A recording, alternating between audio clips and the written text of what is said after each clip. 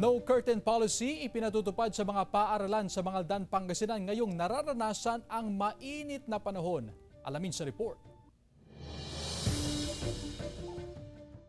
Long holiday is over. Balik eskwela ng mga estudyante sa iba't ibang paaralan. Sa Mangaldan National High School, 98% ang attendance ng learners.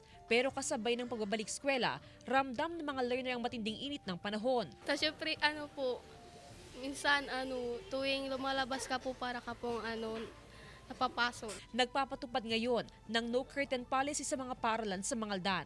Importanteng maayos ang ventilasyon sa mga silid-aralan para maiwasang magkasakit ang mga estudyante at guro.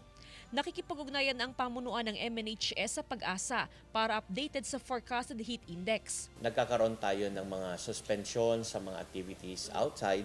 Pinapanatili rin po natin yung ventilation ng mga classrooms kagaya ng hindi muna paglalagay ng mga kurtina para sa ganon yung flow ng hangin sa mga classrooms ay magiging maayos. Sa monitoring ng DepEd Region 1, walang nagsuspende ng klase sa mga paaralan sa riyon ngayong araw. In accordance kasi sa policy naman po natin, ma'am, just in case na mayroon po yung pagsuspende ng klase, ay inire-refer pa rin nila ito, ma'am, sa district office po nila, din sa school subdivision offices, at ipinapaalam din nila, ma'am, ito sa regional office.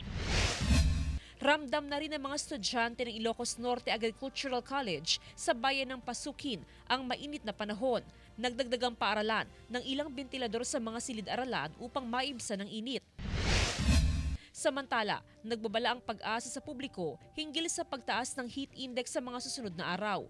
Sa nakalipas na mga araw, naglalaro sa 40 degrees hanggang 44 degrees Celsius ang nitatalang heat index sa Dagupan City na itinuturing na danger category.